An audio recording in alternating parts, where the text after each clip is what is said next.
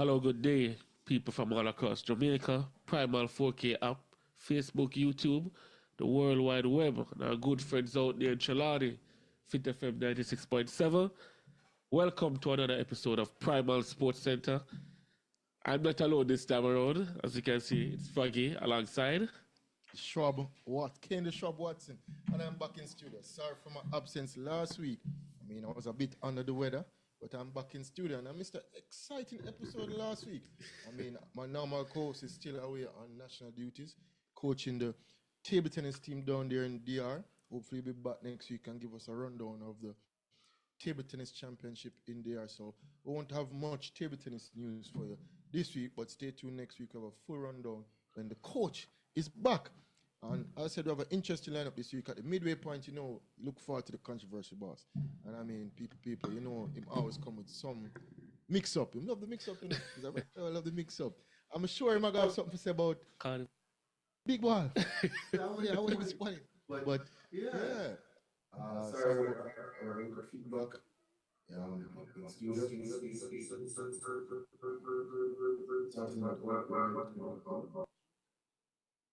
Good. So be good. Sorry about that. Yeah. So again, as I said, interesting lineup. And last week we had a controversial, a prominent figure in the footballing world.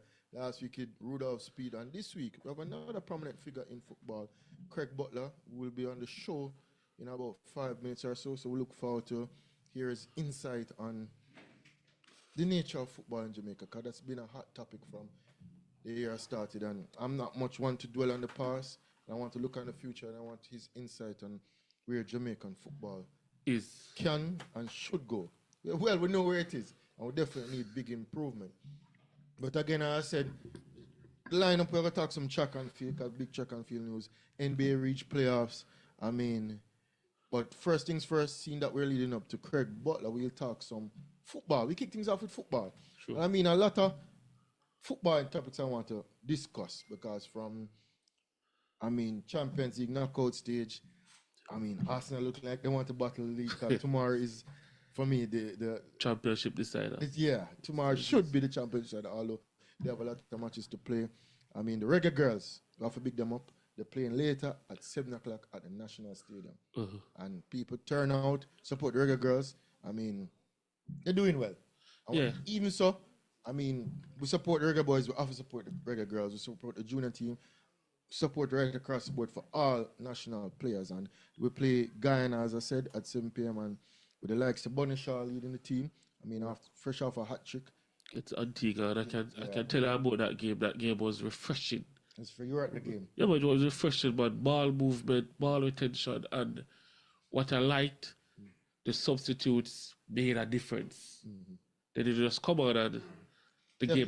Yeah, substitutes have to make difference. Have to make difference, and the substitute. But you can't know if the substitute going to make a difference. You put them on and hope they make a difference. Well, I know you alluded to the substitution, but overall, I think Jamaica is class for Antigua, and we should be class for Guyana as well. But to go out there and see the girls I'm representing is no short of spectacular. And I said, it was refreshing, because you were there at the last match, I wasn't there. So if you can turn out, give the girls support. They need it. So next week we'll have a round up at that. And I give us prediction for the Reggae Girls match later.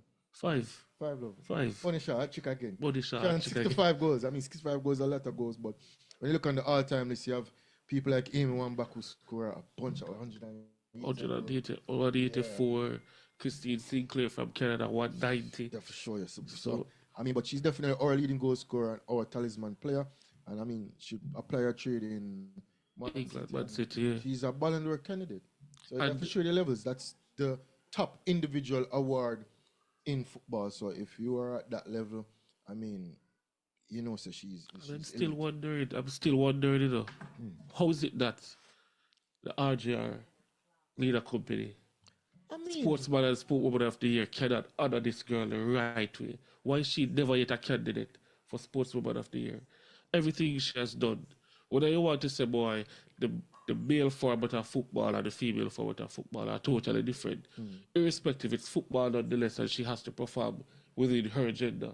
Yeah. And what she has done, 65 goals for Jamaica, at this point, the world, she's probably one of the best strikers in the world, and the world has reached a point where they could see that and honor her for a Ballon d'Or, put her in the listing. And she don't make our shortlist of female athletes of the year. Even if she don't, she's not on the list. Never on the list. But I don't think it's a gender thing.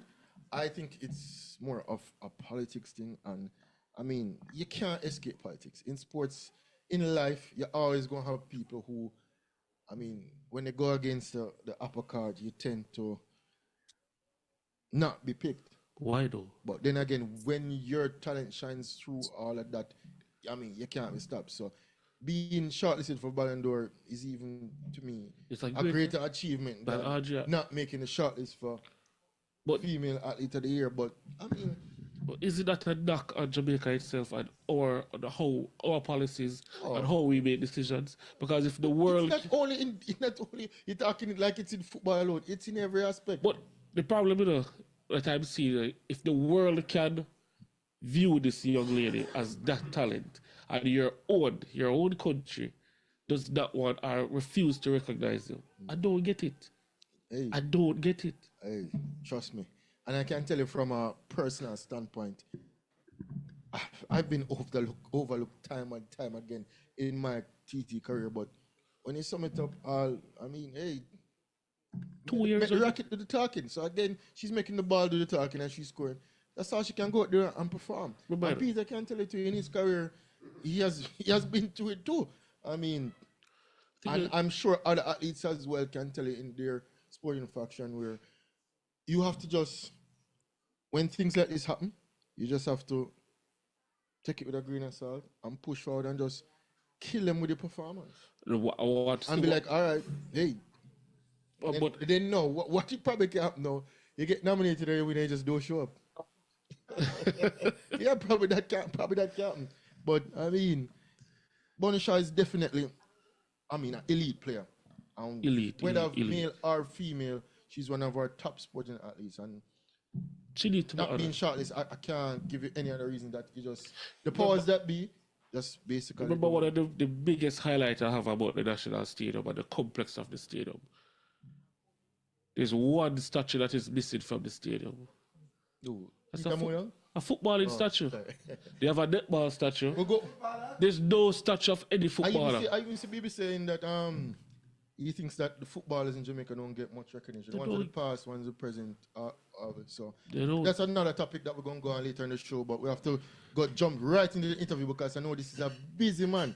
Always up and about and always have stuff to do. And he has taken the time out to come on Primal Sports Center yet again. And we want to welcome none other than Mr. Craig Butler to the show again. Mr. Butler, what's up? Hi, how are you guys today? All right, good. I know you're a busy man. But thanks for taking the time out and coming on the show again. You hearing us? We have a delay. Freeze. It's like we have a little technical difficulty. Are you hearing us? You hear me? Yeah, but I hear it. Sorry, that freeze for a second. And I put my phone on Do Not Disturb because... Okay. Oh, okay. So everything clear and it's good to go right now? Still cutting that out.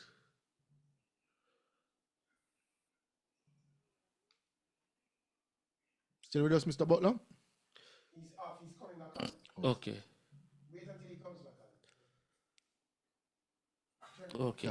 Yeah. So having some sort that out.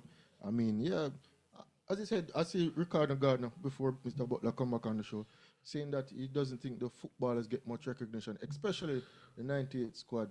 And you just said that, statues are missing because we put up statues of track and field athletes and all of that. But it comes down to the point of we investing in our athletes. And when I say investing, it's not only monetary. I always say that when you look on billboards and you see kids or people who are in corporate Jamaica, why not put up athletes, whether it's junior athletes, whether it's senior athletes, so that people can have a connection to who our unsung heroes are in sports. Yeah. So, Craig is back. Craig, you're back with us now? Yeah, man. Sorry about that. Oh, so yeah, man. Fine. All right, then. All right. Yeah, I was saying, welcome to the show. I mean, not your first time on Primal Sports Center, but want to thank you for taking the time out to be with us. So, I mean, to kick things off, I mean, everybody know Craig Butler, the agent. I mean, run agent for superstars are like Dujan Richards and Liam Bailey. But even so, I want you to tell us, for those who know your journey in football, where your passion, where it all started. I mean, for you, as where you are now, to be the man you are now. I mean, hey, Phoenix Academy. It started with my grandfather. Give us the ground down from there. Because we have My to pick up the grandfather grandfather was thing a with the roots. former World War II veteran Yeah. and also a Jamaican footballer for Jamaica. And he was also a boxing champion. Yeah. But in his old age, after returning from the war, he would get me as a young, I was maybe 4 or so. Yeah. And he would put me between the two coconut trees and he says he's kicking shots. But the truth, but when I look back at it, no, there's no way I could save those shots. Yeah. So I really was target practice. Yeah. So my man, now I started crying on the ball. I licked me on them things. And so I say sometimes I said, come here. So I go to him and said to me, what's the problem? I said, I'm afraid because the balls are hitting me. So he says, it's okay to be afraid, grandson. But when you let fear govern your actions, you're a coward. Yeah. And no grandson of mine is a coward. Yeah. Go back in the goal and decide what you want to do. Yeah. So at that point, I went in the goal. I said, okay, my forehead is the closest thing to my eyes. So when you kick the shot, then I'm going to buck them out. Yeah. Right? And I did that. Every time kick, boom, and buck out the ball. And years went by, I would go on and play prep school football, and I played Colts, Pepsi, Manning Cup for Jamaica College. And my nickname used to be Bullhead. Bullhead. Bullhead, because I was very, very good in the air.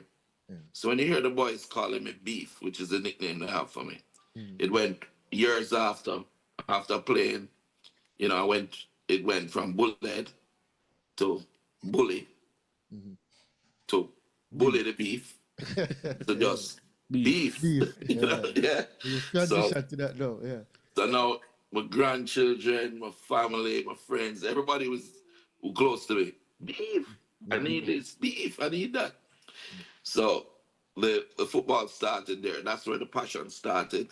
And the love for the game, it really was an escape for me. I didn't have a lot growing up. And it was an opportunity to find something to do that I loved. That was mine, And football was mine. I owned it. One prep school, went into Manning Cup. We didn't win Manning Cup, but for the 4 years that I played, we were probably the winningest team. We only lost maybe one game if we're lucky a season. It was on that famous 1984 Manning Cup finalist team with Richard Podcover McDonald and Dunga Mikes and Ardley Brown and Ferdinand McKenzie, Mackie and Thorne and all those guys. So we went on from there and I got a scholarship. I went first to Pace University in New York and then up to Boston and was a 3-year All-American at striker actually. And before I left, I would have played minor league for David Hunt, Wagga. Wagga Hunt, yeah. So the first competition that Wagga ever won, I was the captain of that minor league team, under 17. And he was the one who actually influenced us as young guys, myself, Christopher Williams, Kit and Kirk Kennedy, to form Phoenix. And we did. And Phoenix was originally created for young men who really didn't have the parental support, fathers basically around, to give us something to fight for. So we created Phoenix, never die, never give up mentality. And we would use that mantra to try and get us through life, whether it is coming, whether it is on an interview, whether it is by football scholarships, you know, getting people to know us through that and then utilizing that fame, so to speak. And yeah, we all did very well. Chris became the owner of Proven Financial. Kit and Kirk became big architects, you know, civil engineers. And Lenny Bailey went on to own his own business in Florida. Pot Cover went into New York, and everybody did well. So at the end of the day, we were successful. So Um, when did you said Phoenix? You tell us when you had the vision, how I mean coming up under the wings of Wagga Hunt and all that experience as a junior. But when did Phoenix Academy start for you? Phoenix Academy started in 1980, 19, 80? 1980. 1980. Because Yeah. 1980, Phoenix All Stars Football Academy. Okay, nice. And that started because at the time in Jamaica, they didn't have under 15s or under 13s. You only had minor league, which was under 17. So we were then too young to make the team. So we are like 9, 10, and we wanted to play football. So what Wagga did was he said, listen, form up on our own little team and go and play corner league. You know, and we took it from there. And we vowed that if ever one of our children asked for help, one of us would get up and stand up and take up the mantle full time.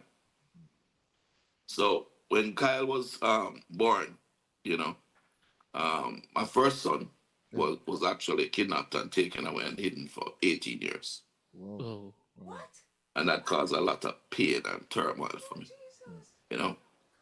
So my aunt, she said, Craig, every time you see a kid that needs support or needs a father or needs help him. Because wherever CJ is in the world, he will withdraw that kindness from God's bank. Yeah. So Kyle then was born, and at 5 years old, he said he wanted to be a professional footballer. I started coaching him. Then all the kids started to come out, like them come like the Pied Piper. Kids that come from Cherry Gardens, rich, poor, Cassava Peace, Grand Spend. You guys know these areas, yeah? Yeah, man, definitely. Portmore, Yeah, man. Portmore all over the place. So you had We're like, not British, you know. yeah. So you know like Romario Williams. Yeah. Romario Williams is a Phoenix, you know. Yeah. Romario used to train with me and stay with us from before he could have hold in water when he used to piss bed as a little youth. Yeah. That's how far him I come from. Jason Wright, Kevin Atkinson, Sean Laws, so many of them. Yeah. And Kyle and Leon, and they grew up, you know. They became superstars in their own right as young players in Jamaica.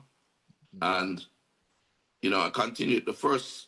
My first actual coaching came when my old coach at Peter and Paul, as I said, Mr. Laggy, he was getting very old, and I was in sixth form by now at JC playing money.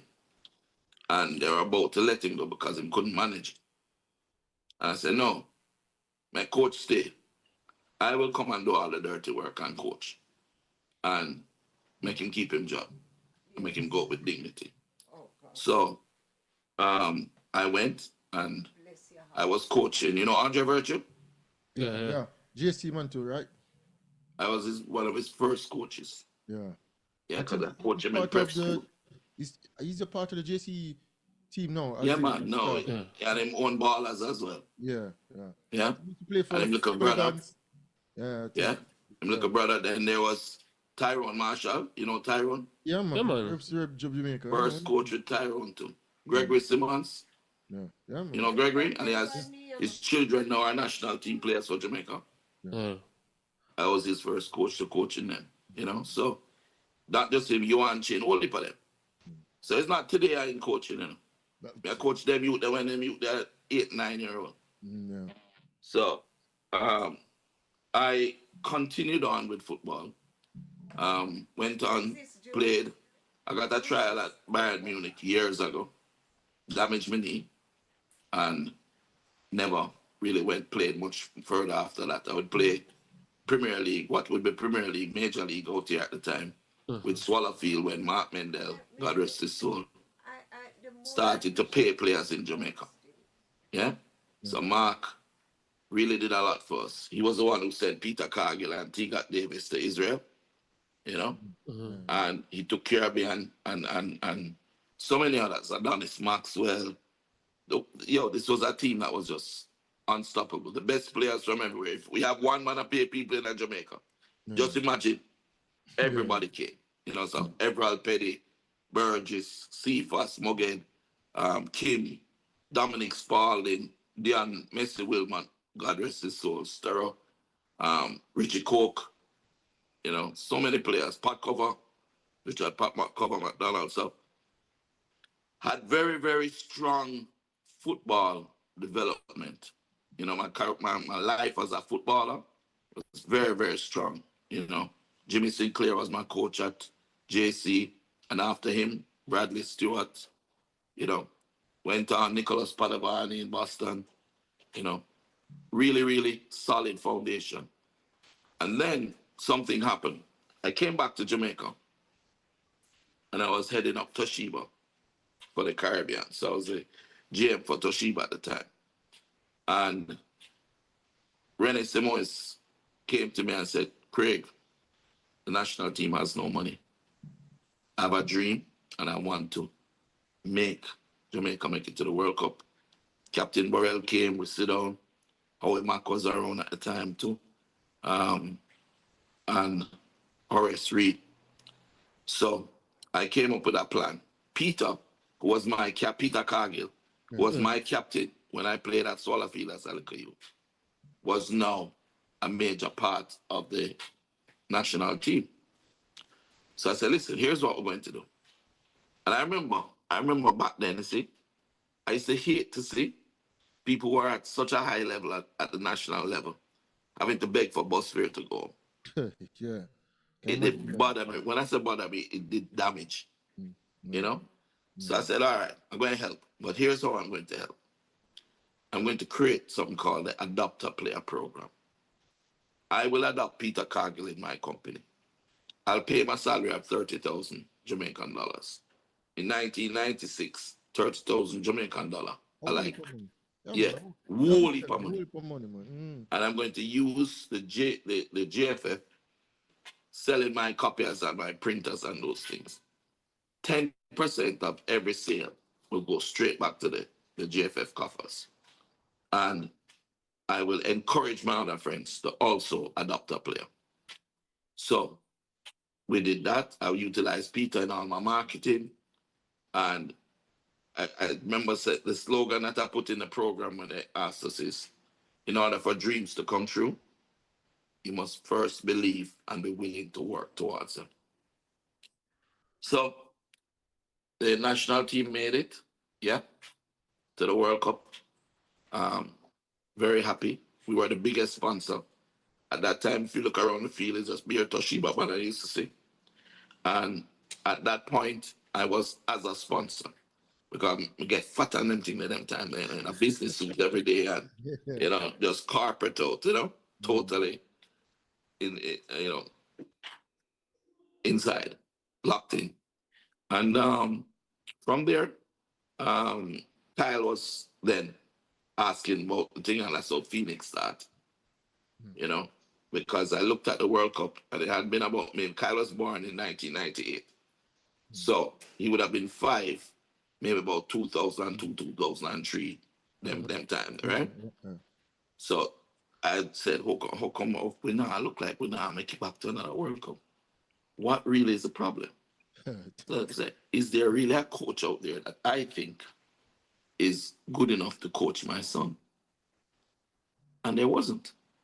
Because anybody who was coaching football wasn't making any money out there. So it's just a part-time thing a man had up on the side and just go man thing. It was always for just the love of the game.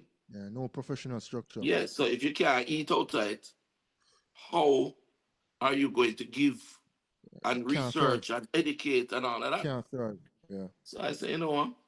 Come on now, me go do it. Started coaching him. Phoenix became what it became.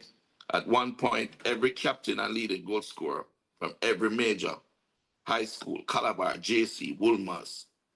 I can't tell you the name there. JC Wright and Andre at Woolmers. Romario Williams, at Casey and Leon. At JC was Dominic James. You remember Dominic James that died? Yeah. Yeah, That's man. a Phoenix man, you know. Yeah. You understand? Dominic James and Tigney was with us at the time to Junior Fleming. And as time went by, now I got to realize how this thing really worked. And it was disgusting.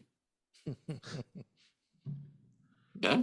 Yeah, give us your take, man, and all of that. Cause I was leading to you've been a man that travel around the world, seen structures. I mean, been to top clubs and see a professional system. And here in Jamaica, I am. Here's why it was discussed. So these now players are the best young players in the country. Yeah? Kevin Atkins, that Calabar, Sharky. I never hear about him, man. Yeah. Wild Shark. Machine. All right, so I got approached by the bigger clubs and said, watch here. No.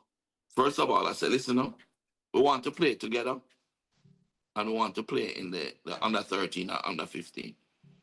Right? And I said, well, if you want to do that, it's a franchise-based system, community-based. So you have to find a community that will accept you, get police to write letter that they'll participate, the churches, the businesses, etc., and find a field and make sure it is passed and fix it up. So I get a Stony Hill hard field. Yeah? We move to Stony Hill. All of us, all the players, because by that time, 23 youth that live with me. We moved there. And we start to train there. We get all the letters, everything that was required. And David Wagga Hunt, my coach from way back when, approved us to become a franchise. And the letter was written very simply. You play in the under 15, and if you are successful in completing the under 15, then you have the franchise. So we played in the under 15, and we never win, but we did well in the under 15. Under 13 comes up, election time, and a man named Livingston Kane, yeah, comes out and says, listen, it's a my area and it's a my franchise, and you have to left us. Badness. If you know anything about me, I am the wrong person to bring that. My grandfather don't tell me already. Fear that exists in my bones. I'm afraid of nobody, no time, nowhere. So I said, brother, let's come on for it. First of all, people coming over Stone Hill Heart have to be approved, and you're not coming here to me, so please leave. Kasafa, where now played in the under 13 and went straight to the under 13 finals.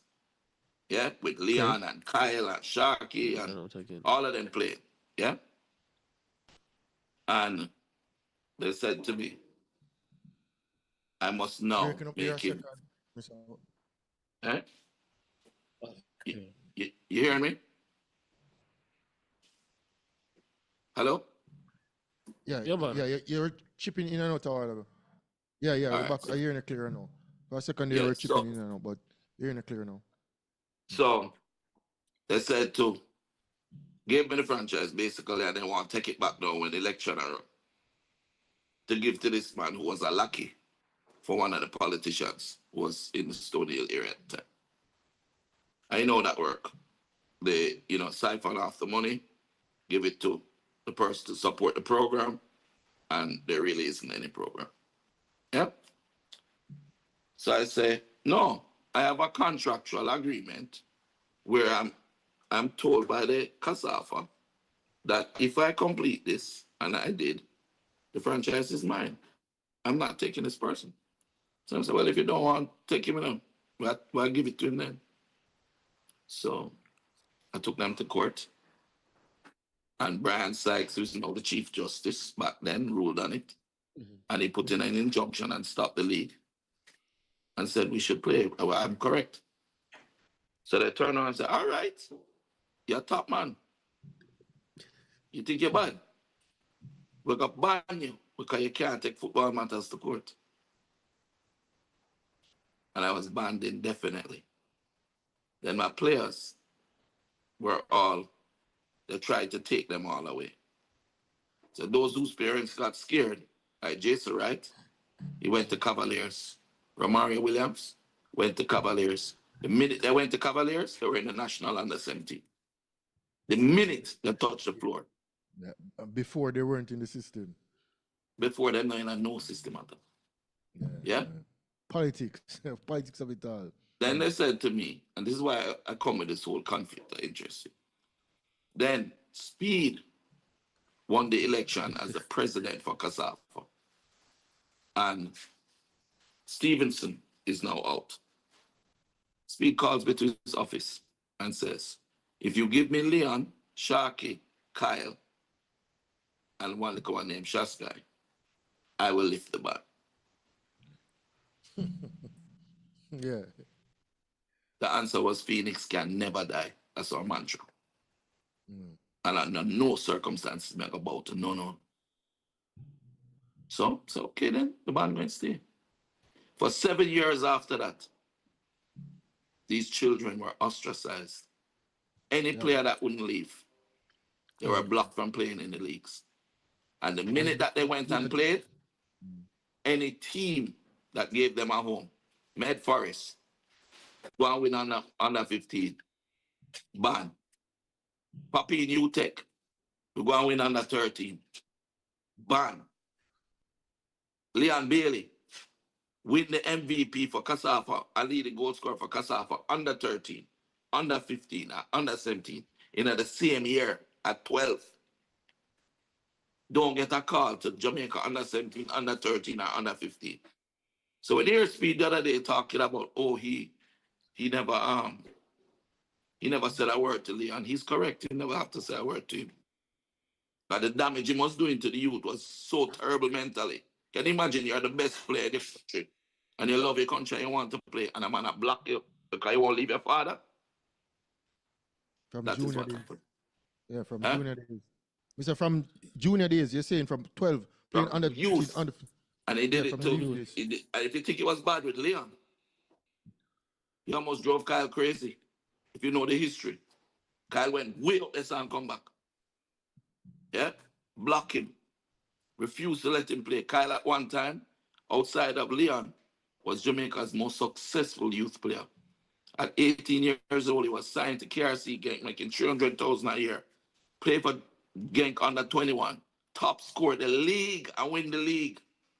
Them time the Maggie call him and ask him for tips. You understand? And them call the schoolboys in Jamaica and leave out Kyle out of every team. Donovan Duki got brave enough and brought him into the U21. And when they did that, them come in, block him. He was the captain of the U21 up to when they were coaching. All the pre-games. Captain after. And then when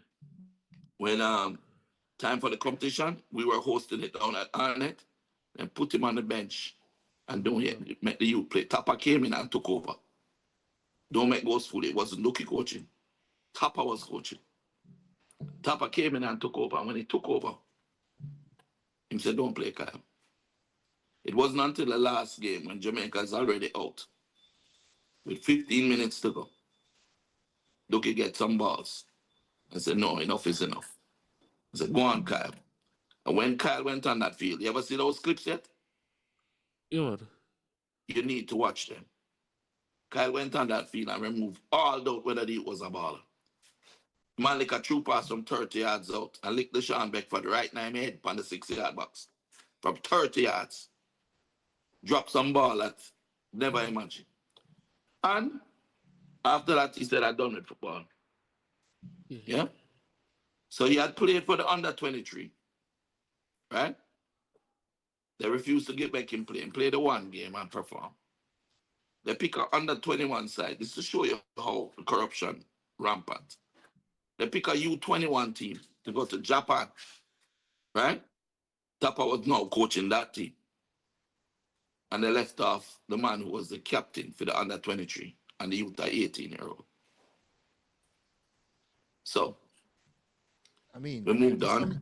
You sum it up all for me because I was alluding to the point now where looking forward, I mean, we are in a terrible state where we are devastated not qualifying for the World Cup.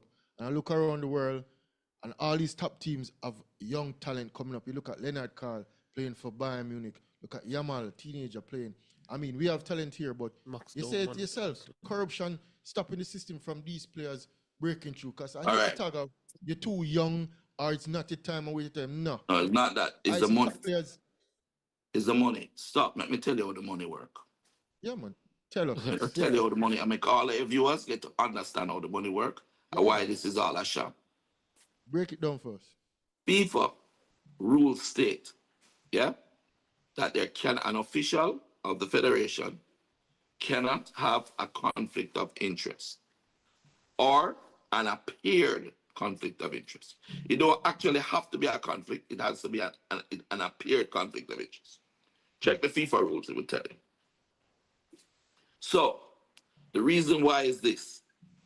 In England, let me go through all of the countries. We're going to take this and do it the right way. So there it's clear. I went to Holland with Leon and Kyle. Ajax wanted to sign it.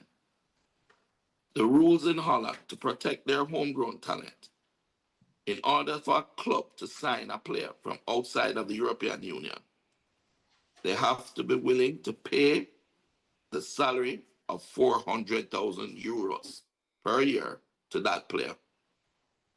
Now, the average player at 18 getting a contract is maybe 30, 20, 40,000 per year. So if Ajax wants to sign Leon Bailey, they have to pay him $400,000 for him to be able to qualify for a work permit. It is the same in most countries. Belgium was the lowest. And that's one of the reasons why I see a lot of foreigners going in through Belgium. Belgium is 87,000 per year. And all of this is done to protect the homegrown talent, right? When I say home, when I break it down, what I mean by homegrown talent. They pick them who are born and growing in that country there. Yeah. Okay? Yeah. To make sure so them not lose a job to foreigner. So the idea is you would be having to pick the very best of the best. Because you can't just be better, you have to be 10 times better from a money standpoint. England takes it a step further. They said in order for you to qualify for a work permit in England as a non-English player, you must have represented your country at least 15 times as a starter to qualify for a work permit. Mm-hmm. The only way around it is if the club is willing to pay £10 million or more in a transfer fee. Yeah? Yeah. Now, then, if Rudolph Speed owns Cavaliers and another man who is associated with another Premier League club owns that club, another man owns the whole JFF hierarchy is connected to a club, right? So let's find out why are they connected to a club. Go back to where we said it's geographically based, right? Harborview represent the town of Harborview. Stonehill represent the town of Stonehill, right? Yeah. And in order for you to become the president of the Kingston and St. Andrew Football Association or the Manchester Football Association, the clubs within the parish have to come together and vote for one of their own executives of one of the clubs. So while Speed became the executive president of CASAFA, he was also the owner and chairman of Cavaliers. Yeah? Yeah. And that's for all the clubs, all the parish associations. In order for you to become the president or an executive member of the Jamaica Football Federation, they have an AGM, and the same 14 parish vote as to who becomes the president of the JFF. So, the president of the JFF, the chairman of the technical committee, the chairman of finance, whatever, they are all connected to what? Oh, no, no, follow me now. Yeah, man, fine. What are they VFL, connected to? the parish teams are saying. They're connected to the parish association Yeah, Parish and yeah, association. connected to a club. Yeah. yeah. So So if all of that is speed is branched under the connected, parish. Hmm. so if speed is connected to Cavaliers Football Club, and he's the chairman of the technical committee that selects the coaches, selects the players, right? Then how is Speed going to make money for Cavaliers if if he does not put his players in the national Yeah. team to get the Still paying his caps? players. He puts There's a his conflict players of into the interest there. national team. And this is how bad it is now. You see Yeah. all So the you games feel for leading his up. It's players. like on between now and the next World Cup qualification round. Yeah. Yeah. He's gonna make sure Probably. that all of him play them in a national team and get caps. Yeah. Because they need the caps in order to qualify for a world permit to try and sell them. And then Yeah? go straight back to the club, and then we all And the know. money now will go back to the club. Yeah. Because in truth and in fact, there's no big sponsorship in Jamaican football. No. How Craig beat the system? Craig said, all right, I can send me youth them go to school in Europe. I go with them. I go to school. I go to Ajax for 6 months. I'm going to learn how them run them operation. And we go to Genk for 3 years and learn how them run them operation. We go to Bayern Munich for 6 months, learn how them run them operation. And I got educated. Yeah. Me see the promised land. Me see everything what go on. I understand more than any Jamaica how the corruption works. Right? So now, them buck up in on Craig and Craig not releasing them in best players to them. So if the best players aren't released to Speed and then go to Cavaliers and if they go into the national team, it get block out of space for him. Now gonna make the money. Yeah. Yeah. Yeah?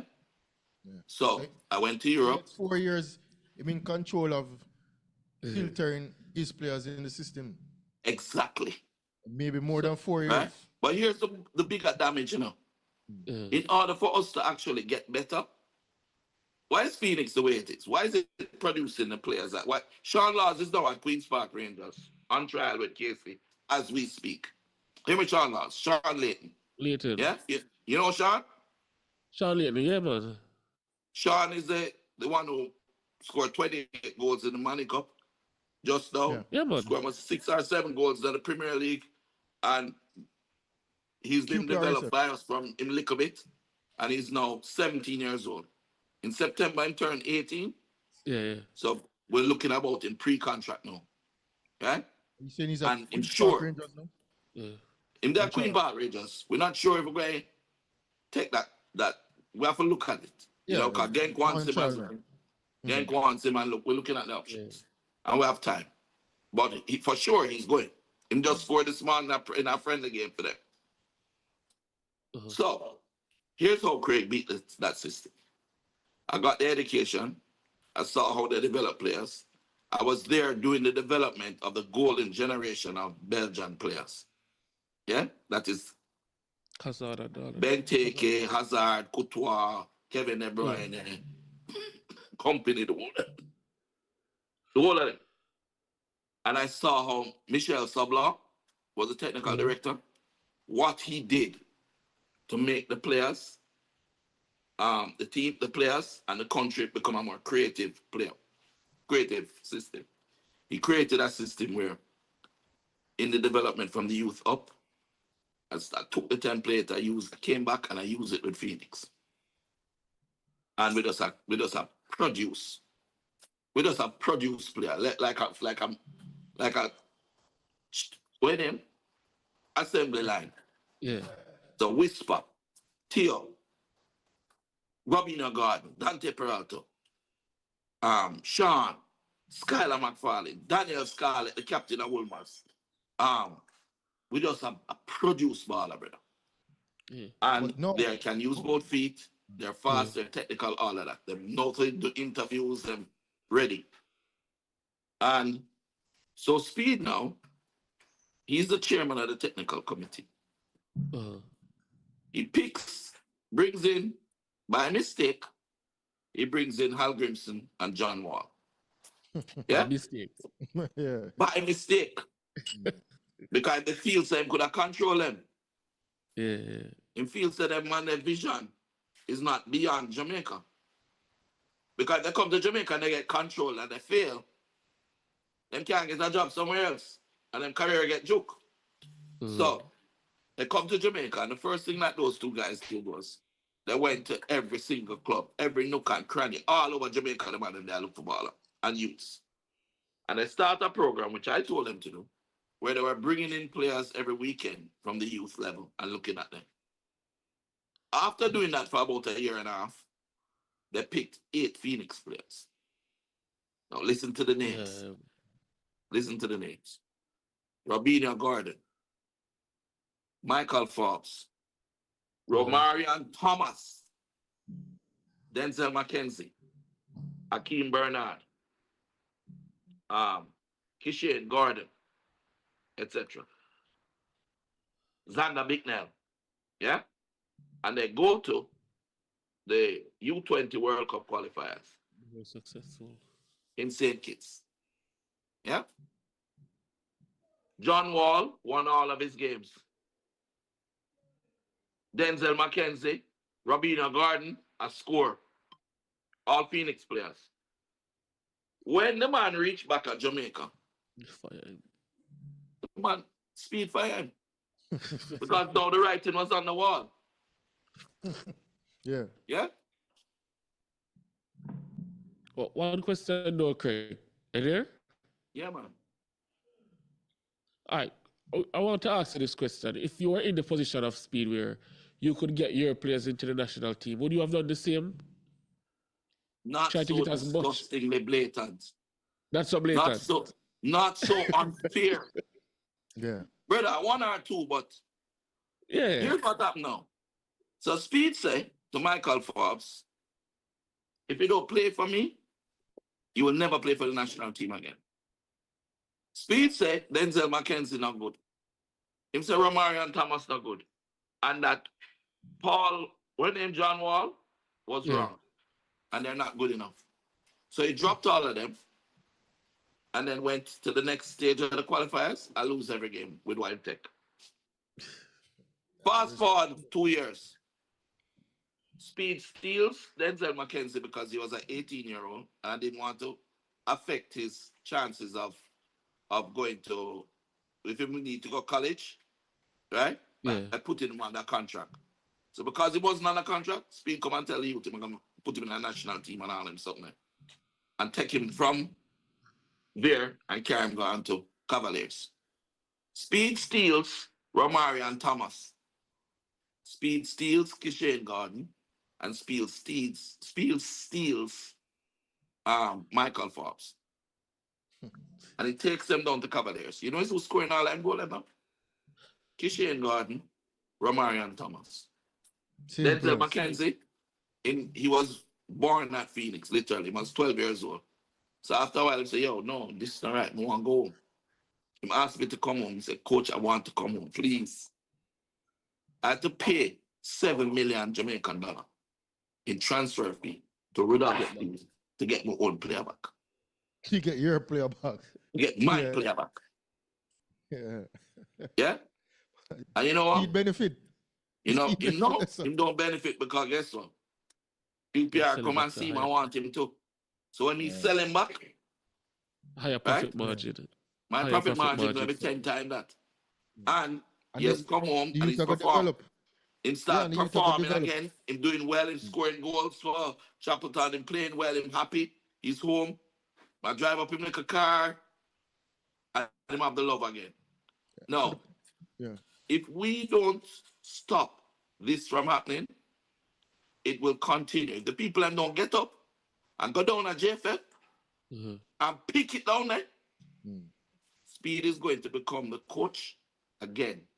And he's going to take these 4 years and instead of developing and picking the best players to play in the friendlies or whatever and the tournaments, he's going to push the players that he has. Let's look at some of the players that he has pushed. Yeah? There's a young player called Adrian Reed. Yeah? Adrian Reed, all that time, going back, him in the national team.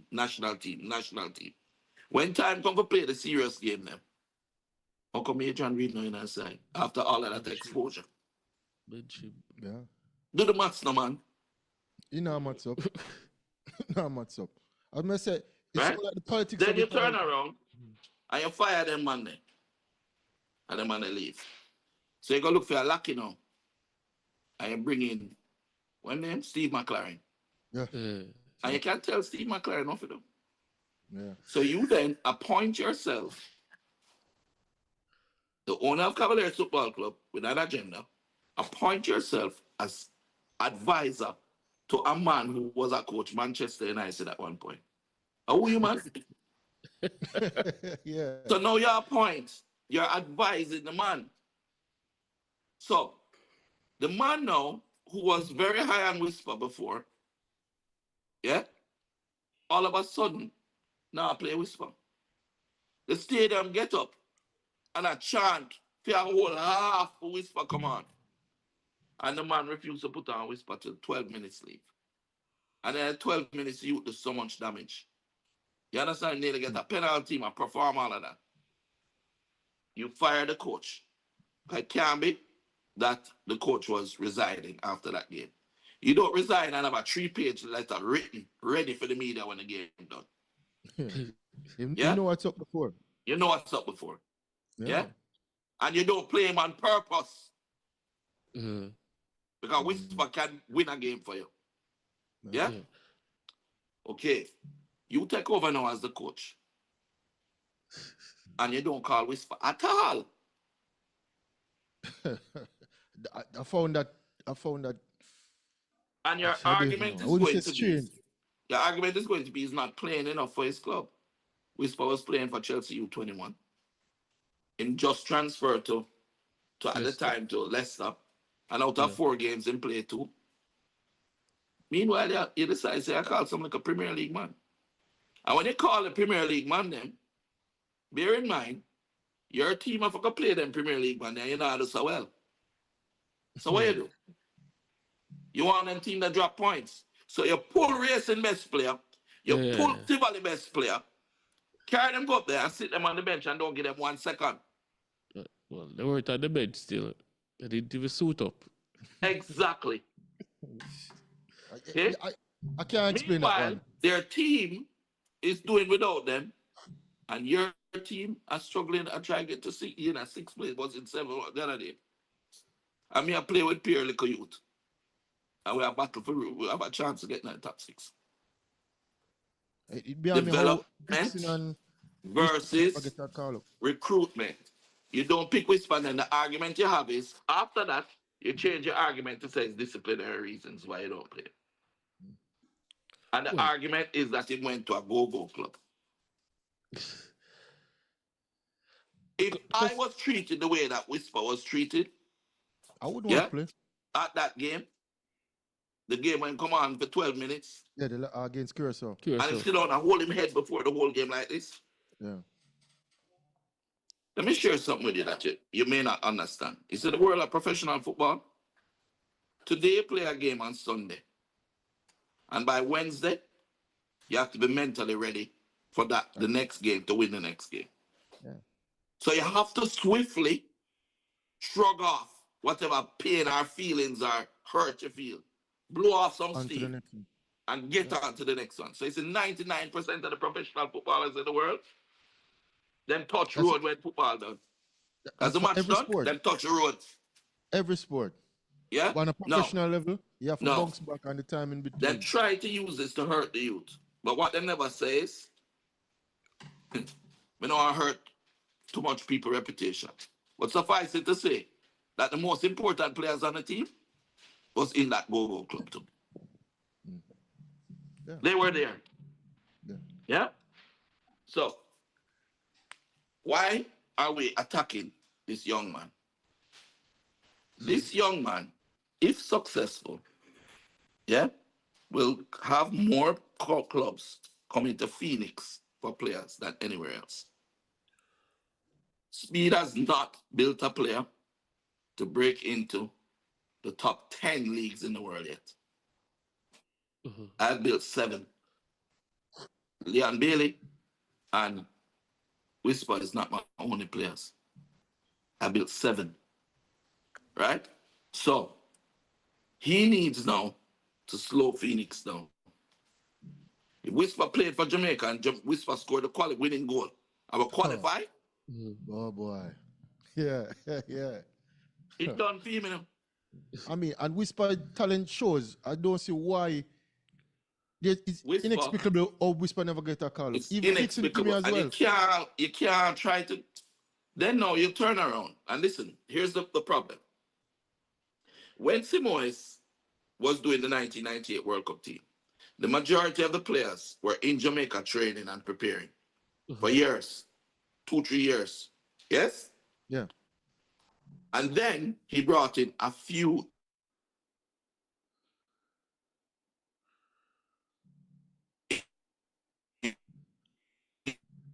English players. Oh God, again. Still with us. Watch it die. All right. I mean, wow. It's about to have a lot to say. And I mean, when you add it up, it don't add up. I mean, the maths don't match. And I said to keep a talent like Whisper outside of an important match like that, and he's not injured. Imagine you're fit, young, ready to go, playing football, day in, day out. I mean, you train, you're at the level. And again, I don't understand how you don't make a squad at 23. And even so, you have debutants in the team. But, I mean, this football team, there's a lot of politics to it. And I think... Oh, he's back. Back with us, Mr. I'm back. It's whenever a call come in, it bunks off the thing. Yeah. All right. So, Craig, I want to... Yeah, so, hold on. Let me finish, right? Yeah, man. So, you go now, right? And that's what René Simoes did. So, when the players came from England, they adapted to a system that was already in place and became a part of it. So there was an understanding of the players. Yeah? But because Speed and him friend them, a push-up player every minute, them about used before that World Cup qualifier game. Over 100, you know. Yeah. So, and none of them could actually play at the standard that was needed. So what did he have to do? Instead of having a nucleus that you build around, you now have to go and find whoever is not being used by the English national team that may have a grandmother or a grandfather somewhere that is willing to come and play for Jamaica. Okay, some of them might play for granny and daddy and have the love for the country. But guess what they don't have? Team synergy. Yeah. They have no team synergy. They're not trained together. You're bringing people together for 1 week and saying, go out and play a system. But why you do this? Why do you think the long ball was being employed? Because that's all Speed no. It can't work. Yeah? And all these important matches that we had in the World Cup campaign and so much debutants. I remember Ian Frey coming, walking in the team. Henry. Holgate. It no matter who you bring Mason in. Clark. Bring them in from groundness up and keep them. That's what you need to do. Yeah, they just... You need to ensure... You have debutants. I don't get it. I can't understand that philosophy. Even in that all-important game, you bring in a debutant. Let me ask you a question. Who left the player unmarked that caused the goal 1-0 against us? He wore number 4. Mr. Clark. Mason Clark, right? Yeah. Yes. Yeah. Who did Mason Clark replace in the team? Isn't he a winner? Yeah. Well, yeah. Whose spot him take? Apparently Whisper, because Whisper Karma is a bitch. Remember me tell you that. Yeah? So, the reality of it, gentlemen, is I don't care who don't like me. I care about Jamaica's football. If I was the national team coach, I would recuse myself from picking any players. That's the first thing. I would make sure that a system of development is in place where you're bringing in the best players. And listen, Glenn Muir, send me a 3 best player. Yeah? Vertex, send me a 3 best player. Montego Bay High School, send me Cornwall College, send me a 3 best player. JC, send me a 3, that. Send them in. And they come in and they train from Thursday to Saturday. and I show them how we want to play. I make sure that we're working on their development. This is the system that we want to play, and this is the culture we're going to employ. Yeah? Do you guys understand what that system is? Yeah, man. Yeah. Tell me. I mean, in terms of as it regards to football. Let's go to a business place. Let's try that first. Well, you have tiers, you have levels, and you have to have work together. In a business, the first person them see is the security at the door. What is your job? Your job is to let in the people who are supposed to come in and keep out the people who are not supposed to come. And you can send them to the receptionist. At the receptionist, when she's there, you say to her, listen, make sure you screen who you want to see, make sure it's business related first, and then anything after that. And it goes up the line. So a system in football is like this. Yes, you have a formation, right? So you have say you're going to play 4-3-3. That's the formation. It is not the system. Yeah? Every player knows what they need to do on the field within that formation. From the So you keeper said the straight left back back. to the forward line. Yeah, so you said the left back. I said, listen, as the left back, your first option is to go wide, and your first pass the one you look for. It can be any pass, but your first pass the one you look for is the 6. The number 6, right? Give it to it. Another system could say the first pass you look for is to play to the striker because I'm big and strong, and curl it into his body, and then the 10 go towards it. That's a different system. But say you say play to the 6, right? Your second option, play to the 10. Your third option, play to the winger. Your fourth option, curl it round on the center forward. Your fifth option, spray it over to the right side. And your last option, play it back to the center back. The start home. Or to the goalkeeper. When the 6 see the left back get the ball, what am I going to do? Make himself available so he can collect because I know so a few times him have to check off and come for it. Yeah. But when you tell the 6 though, when you get it, you have to get a 10. Does the 10 come with the 6? No. Because you know so he have to prepare himself to find space behind it. So when the 6 get the ball, he's ready to get the ball.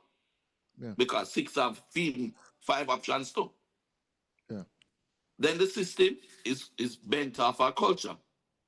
If the culture that you create is going to be an attacking one, based off your genetics we have, Jamaicans are fast. Jamaicans are creative. Yeah? Jamaicans are indisciplined. Yeah? That's the truth. Uh-huh. And if you study go all the way back at slavery, we'll understand why, Indiscipline. Because we can go into that too. That's how deep me take the thing, Yeah. So if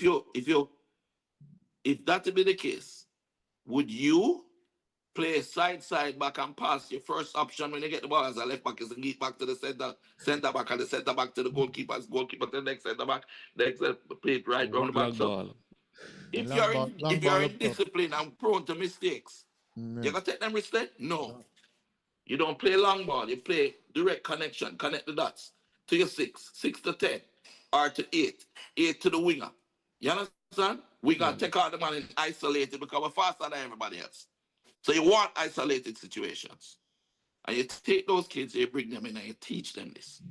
I said, go back to the school where you come from and make sure that everybody understand.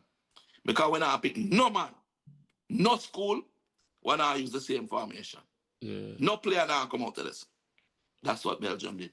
I think that was what Rene did as well. He had a system implemented at the time, and everybody was playing that same system. So when they come up into the national program, they already understand the role that they need to play. Yes, but you have a national program that has a coach who is teaching the courses himself, and he can't even. The man that teach the course, I'm doing the coaching course, and he can't coach. Because guess what? When I play against Cavaliers the other day, and we lost 4-1. Yeah. But we're playing against 5 Phoenix players. In the Cavaliers system. Who understood your system already, sir, basically. You're playing against yourself. I play against myself. Well, I mean, that's supposed to make you feel good. And guess what now? We're using Sean Layton. We're using Robina Garner, we're using Denzel, we're using young players. Because guess what?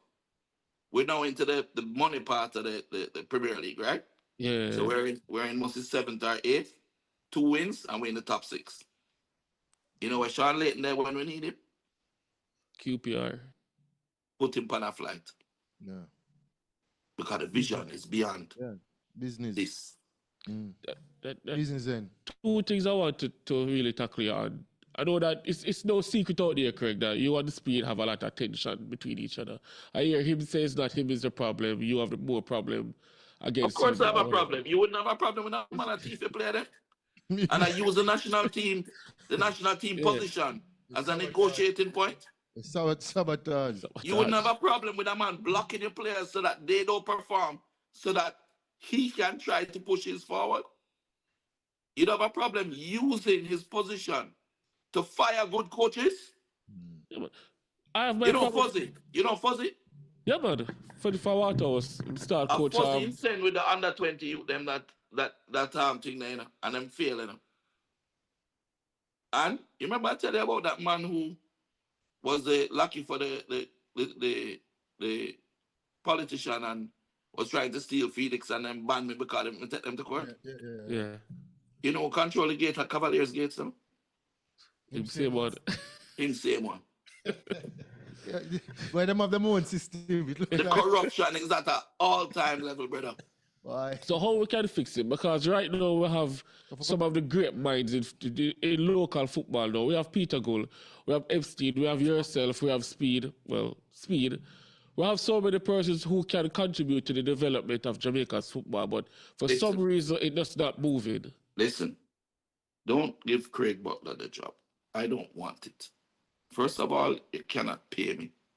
Second of all, I'm committed to the Felix program and the Jamaican children, their success. Right? So get a coach. Listen, get a coach. Take all the brilliant minds that are there. Epstein, Gould, Alumni is not my friend. Yeah? Take all of them and put them around a board table with this coach. Yeah? And say, this is the system we want to play. This is how we want to develop our players. You have freedom, but you must develop them in a sustained way. We must have sustained development and utilizing our culture as a basis upon which to perform. Yeah? Not some man up about UA, everybody up there do some drill cone work, beer cone work. That is not football.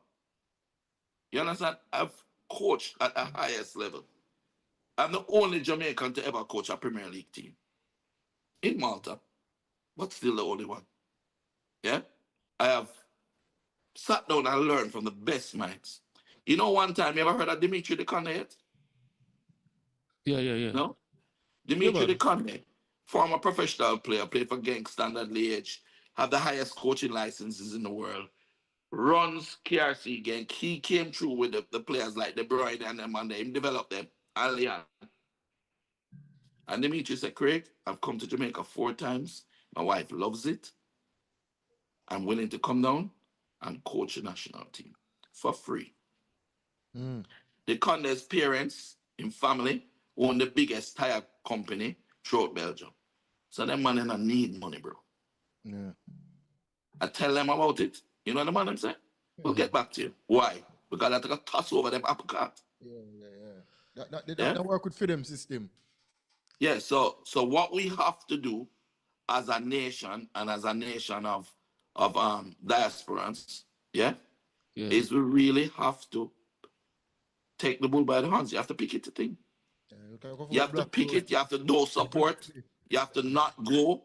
You have to stand up and say, unless you change the way the coaches are selected, the hierarchy is selected, we will no longer go to games. What do you think happening in Trinidad? Question, would you work with Speed?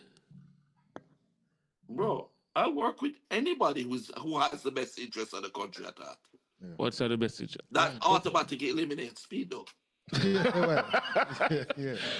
Question, another thing, Craig, because this is something that was puzzling to me. You had so much success with Leon being at Genk, But yet still, I see her divert with Whisper and send him to Chelsea. In my head, I was like, why Chelsea? Why didn't you go down the same route? Because Leah development in Genk was so good. Why didn't you just go back down that route with Whisper? And even the other Let me players that share you why. have. Let me share why. Yeah. All right. If Christopher Columbus come to Jamaica, and in where was the first country in this cup? Now, Hispaniola or one of them places. Yeah, Hispaniola. Yes. Suppose they stop this up. Would he Come have to been as great as he is, and would we have discovered so many places under Christopher Columbus? My job is to open up as many markets as I can. Okay. Yeah, because I don't have one player sitting here for a chance. Genk can't hold all of my players. Yeah. So I have to find ways to build relate. I've Leverkusen, I've Bayern, I've Genk, I've Club Brugge, I have Anderlecht, I have Ajax, I have PSG, I have Feyenoord, I've Aston Villa, I have Chelsea, I have Manchester United, I have relationships with all these places. Yeah, built over time, solid. So I have to now put players in different markets where they can perform. Yeah. Well defended. Because I was really wondering why didn't you just try? Because for me, Belgium and the Holland system. All right, Sean's chances, 10 chances to 1 Sean went to Genk. Because Sean has been going to Genk since he was 8. From 8 years old, every year I send him over there on tour and play against them. You know what money that costs? To send a football team of 30 players and parents every year to Europe on tour. And we don't charge a penny. A transfer fee, I do that to them. So Sean most likely will go to the game. Suppose Whisper was at Genk right now. And the two of them play the same position. I don't think. I think Whisper be a clash. I think if Whisper had gone to Genk, he probably would have been transferred already because of his development. And I really like how the Belgium and the Holland system, they develop the players more technically. Of course, but guess what now? You ever notice when you look at a Phoenix player, they're all the same? Yeah, the same movement, the same. You have a thing for the left footers. No. Sean is a right footer. But you would know by the goal him scoring the under 20s, though, with him left. No, because I scored the left. Every player has to develop both feet, dribbling, have to do well academically. You don't say Sean don't need to do no work off his formula. You know what? You know it already. Sean don't get him 6 subject them from him in a 4th formula. Yeah. We're preparing, organizing properly for the youngsters. Tradition into the prims. Yeah, right? So right now we want a player in Holland. Yeah. Denzel McKenzie was about to go into Feyenoord when speed speeded him.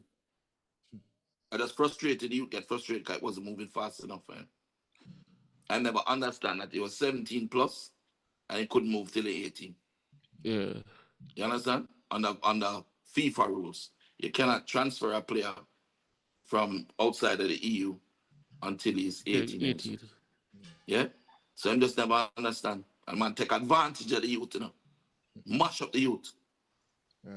No, him back to himself. I mean, the system in play with the JFF, I mean, it's hard to beat, but I mean, the road you're going with these young players, them can't stop them. Leon, stand up and fight for them. What type of coach goes on an interview and say that a meeting was called and the player was in the meeting and the player is saying his views on what's happening, right? And you're telling the public the gory details of the meeting? How spineless can you be? That. Why are you coaching and doing the courses for the coaches that you wear every day where you don't understand the first and most important basic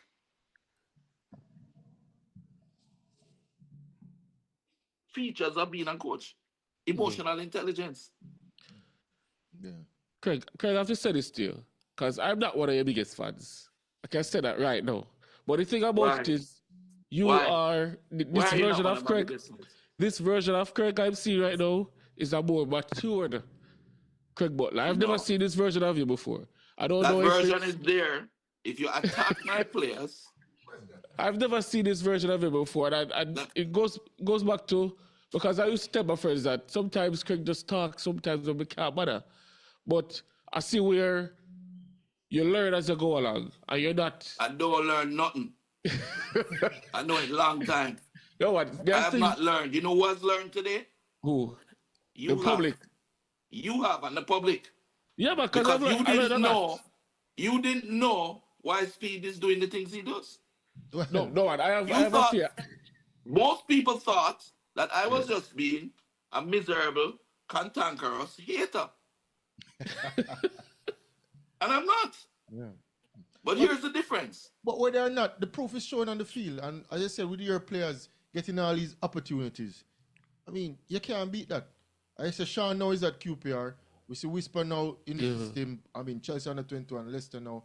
Well, Liam Bailey speaks for himself. But you have your system in place is working. The only problem now that we have is that Jamaican football is being sabotaged because these players are not breaking into the so-called system they have in place. And that's what we want to know. Get beyond the politics and get the best players out there. And that's the bridge we want to cross. I'm going to point to check this out. In Money Cup, Sean Layton scored 20-odd goals and about 25 assists. Broke up every record. You know that he did not get the MVP. Yeah. I mean, I was politics and sport. But there's another always. There's a player that I've had my eye on, and I'm yet to see where he's in the national program, and that's Sakwan Satchwell. Remember that stats player, same time as Whisper, going head to head against each other, and he's overseas playing, and I'm yet to see where he's in called to the program. Sir, Shaquan Satchwell was developed at Phoenix. Same thing. There you go. But so I was wondering, how come this guy's playing overseas week in, week out, and not one call to the program? Because that space is needed for a Cavaliers player. I mean, if you're bound to call a Leon Bailey, you're bound to call a Gray, you're bound to call a Andre Blake. Yeah? That leave you very limited spots to just try people, you know. So you need them spot there for your little man where you try push up. So you're not going to hear about those players. Mr. Butler, we're pressed with time. I mean, we could go on. When Leon Bailey was at Genk, at 18 years old, best young player in the Premier League, he was not called to Jamaica. Yeah. He was not called for Jamaica on the same team. His whole youth career, he has been, as I said, he has been blocked from representing the country. So why are you going to come on the media and say you don't have nothing against the youth? You never talk to him. You never talk to him because you never see him at training yet. Because you block him. And you block him because you don't want him to have success. Because if he has success... The stats he had under 12, under 15, under 18, even scoring goals from Wapi Kill Philip. He never just come to the player he is now. The youth reach Austria for Anif, and the youth score 75 goals in 15 games. You know the pain it feel for a kid. Just imagine the pain it feel for a kid to sit down and watch kids who are nowhere near your level. I put on the national team jersey. Yeah. You know how much corruption, how corrupt you have to be as an individual to hurt a child? A child, bro? I'll tell you something. Corruption don't know age, you know. Corruption just... I mean, listen, all of those little youths, every single one of them, I mean, send them go to school. We used to have a little van. And let me show you how life work and karma. Eddie Layton, because at that point, we had left Toshiba and start to work just to coach youth then. Eddie Layton gave me a van, a bank robber van. I used to carry the children around. Yeah? When the time came and I was blocking me and I couldn't take it no more, he said, go on to Europe. See $1 million Jamaican dollars here, take the flight and don't come back. Make sure you don't go through, right? It's when he did it. We went. Leon made it through. Kyle made it through. Kevon. And then we started to bring up other players like Kemar Reed, who's now the national team striker for Malta. And after 10 years of waiting, he would say, yo, beef, can't wait no more. And now he's playing in Europe as whatever. So imagine how karma works. At that time, Sean wasn't even considered yet. Now, Eddie Layton's son turned around, grew up to be the captain of Mona, captain of Phoenix, at QPR, the most sought-after young player out of Jamaica right now, for that good deed that's seed in so many years ago. Eddie now, listen how Eddie work. Eddie is one of the most brilliant minds. I know that every game, Eddie, whether Sean did or not, Eddie's there with the equipment to video the games and make sure that every player have a profile. Because he understands. In order to receive, you must first give. Your hand have to open up to give something, to get something. This is life. And those people who continue to take, and take, they will never receive God's blessing. So I don't work in Jamaica. I live here. I get up every morning at 3 o'clock in the morning. Yeah? And I talking to the people in Europe who wake up by that time, 9 o'clock. Yeah? I get up and I go to my training. So anytime somebody come and they pass me or attack me, I don't need to be politically correct. I'm going to tell you straight as it is. I don't care. Because you know feed me. I know feed me youth them. I know feed Phoenix. I will suffer enough. My job is to protect my players from people like Speed. We want to see your players breaking the national program, though. The national program is important, but what is more important is their families being fed. No, that goes without saying. Yeah? Definitely. And their minds being protected. You know how malleable kids are? You know how affected they can be? How easy it is? Kids are easily brainwashed, brother. You have to protect the youth them. Worse with this stage. Look at Denzel McKenzie. Get in on the youth head, take him over Cavaliers and start treating him like, I don't want to use the expletive. Right? The youth stop performing, stop score. He's one of the most gifted number 10s Jamaica's ever seen. Have the youth to play wing, forward, all over the place. Not developing in his craft because Speed can't coach. So you don't understand. A good coach, don't need to recruit players, A good coach can build his own. I don't think I have. Apart from Asani and one or two others, I don't think I have any players playing for Chapelton Maroons that not there from about 9, 10 year old. Daniel Scarlett, the whole of them, Robina Gordon, the whole of them. And me build them. So now when match time coming up, all I need to do is that this is what I want them to do, and then just execute it. For them grow up in it. That's what we need in our Jamaica's football. And I don't need to do it because I have too much bitterness at this point to do it. I hate Speed too much. Yeah? Hate I is a need to strong just, word, and I strongly feel that way. Hey. You do me damage for 15 years. You hurt my children for 15 years. And you get up and go. You get a chance to be national coach and you go up on TV, media, and talk about Leon Bailey stuff. I hate you. Jamaican football is suffering. Leon Bailey, who while them doing that to him, was busy ordering and shipping, along with Ryan Sterling, $10 million worth of goods to give poor people of Jamaica. And when you're done, because as a result, it's not a PR stunt. Yeah, because the goods were brought in, it's shipped from February. Yeah? So if it couldn't be that him trying to make people say, oh, Leon is a good guy, why would do that? It was done already. You get me? And you are trying to grade the youth level of love in country. You who now have nowhere near, you could have never, you can't even coach a 5th division club in Europe. when come and talk about you don't know how to teach professional players to retain possession, let me share something with you on that subject, and then I'm going to leave it. Wingers don't retain possession. Any idiot who says that doesn't understand football.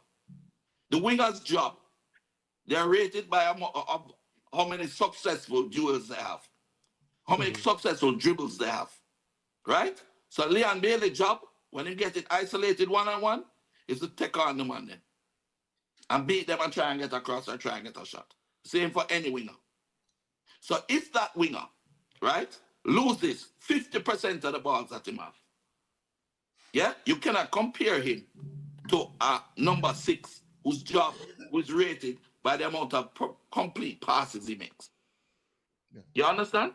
Yeah, but So when he go and I try to degrade Leon Bailey, you better know him, madam.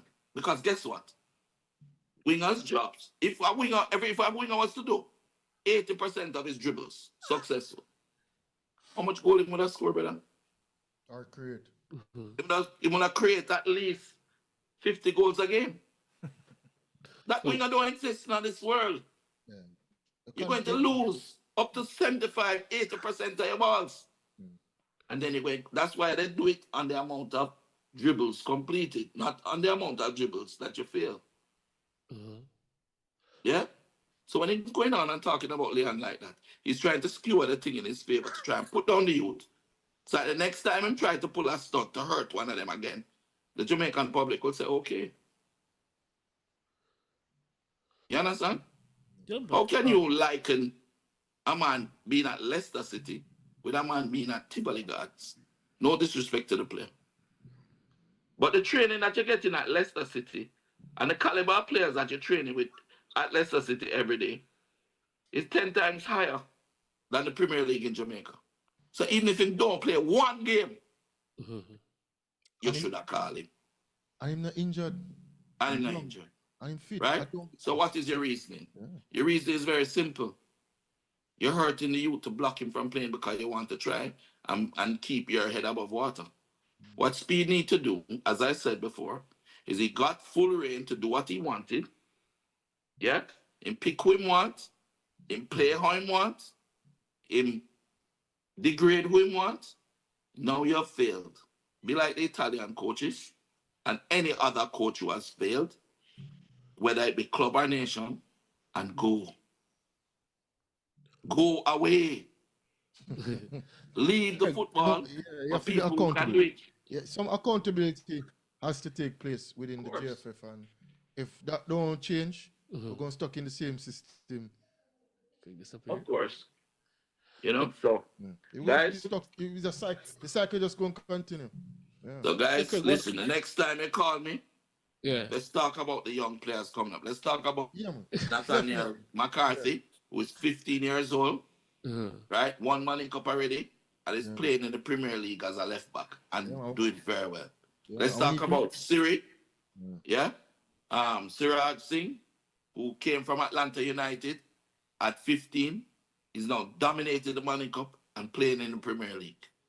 Let's talk about Sean. Let's talk about Savi K. Martin. Let's talk about all those players. Let's talk about the Brazilian player that has come to Jamaica to get an opportunity into Europe by playing for us. Let's talk about those avenues that we're creating. The Colombian goalkeeper that we have that is here to play for us to make a jump start at 20 years old. Yeah. Let's talk about the Trinidad national team, Jordan Brito, who is here. These are the things that we should be developing in our country. Not constantly repeating like a dog going back to its own vomit. Speed needs to go. So simple as need a shake-up. JFF definitely need a shake-up. Some accountability have to take place. And I think it starts from the head with Michael Ricketts. As I said, filter down to the technical board, coach. Let me share one last thing with you. Check out this. You don't have a team that is training together, right? Because you don't have a sustained development program in Jamaica. So you get all the players together. You know, play the player them when you know going to play the next match so them can at least get some team synergy. Yep. That was Why my you issue bench with the Leon Caledona Bailey? game. You idiot. Yeah. Why you bench players that need to be playing together, right? To prepare for the more important game. Why you bench him for? Why you bench the other man then? That not sure saying all the sense, man. Your football IQ low. You don't have a brain. You're just big. Casey Palmer, Bobby Reed. Yeah. Why are That you was benching my. those players when they need team synergy? Yeah. And then you talk about you wanted to see if Leon Bailey was going to play good in training. That's why you decided to play him in the next game. Debutants. I'll cap these Are players. you retarded? Why you call a man for that? Debutants. Peer debutants. You know who Leon Bailey is? Leon Bailey is the man that went to Aston Villa. And after 40 years of not playing in Europe, Leon Bailey took that team upon him back. Right? Score a bag of goal and a bag of assist and take that team on him back and take Aston Villa and its fans back to Europe, Champions League. Are you welcome? Bench a man like that? Listen, you see, ego is a hell of a thing. Your ego. You see, Craig Butler, me not ego. When you see me, barefoot same way. We got training just like this. Yeah. If I'm see a man, I might drive my pretty little G-Wagon and Ray pull up. But a beer baller going out. I'm not too proud for you them travel with me. You understand? And me cook dinner, breakfast, and lunch every day, match day for my players. Me personally do it. You think I couldn't hire a chef or something to do it? I do it, and I do it from a place I love. I love my country. Yeah? And if you look at anyone who loved their country, they were not afraid to speak out against injustice. Yeah? Nelson Mandela, Gandhi, Malcolm X, Medgar Evers, Marcus Garvey. Yeah? They were not afraid. Well, Craig, Jesus Christ. Craig, you take the show to the boy. But Not we afraid. run out of time, boy. We could have stayed here for another 2, 3, 4 hours with you. But I go watch the girls play now. You know I play, right? Yeah, man. Like a rabbit. Yeah, man. Bonnie Shaw. She can play. She injured her, she can play.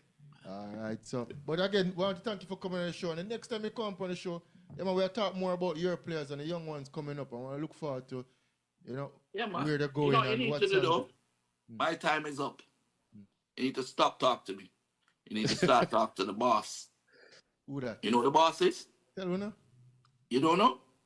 Which one are they? Your daughter. You need to speak to Casey Butler. Casey Butler. Oh, yeah, man. I can send you a video right now. Yeah, man. And Casey Butler is walking into Queen's Park Rangers. And the TD is opening the door and says, Your Excellency. Yeah. Open the door for the boss. Yeah, man. All right. Yeah? Yeah, man. The boss that travel with all of the youth them from them a 6-year-old. Every big club owner, every big TD in Europe know her. And she know football like the back of her hand. That is your future president. Well, I look forward and Future guest. yeah, a future guest on the show. Yeah, man, deal with her. Deal with her, talk to her. Yeah, She's in man. England now. What you should do is, when is your next show? We'll do it every Saturday. So next week, Link her for next Saturday. She's still will be in Europe then. And she can probably talk to you from Europe with Genk and with Dimitri the Conde around and all of those guys. Okay. Link her, man. Let's see the mind that she is. She's 10 times better than me. I'm just a voice howling in the wind. Yeah. But all right, I know she learn a lot from you as well. Definitely. Yeah, man. She learn. But she's better than me. Hey. All right. She understands. She has temperance. Yeah, man. All right, Craig. So, all right. We want to thank you again. Keep safe. Respect, man. I keep doing the good work. Yeah, Let's man. see how many people you had on today. 72,000. All right, that's great, man. Keep building. And listen, try to do the right things. You know, if a good man sees injustice and does nothing, he's worse than the man doing injustice. Because you know better.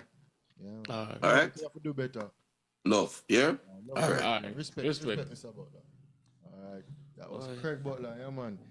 Why, he said you could go and sit here for hours and talk about the state of Jamaica. Boy. I mean, his players.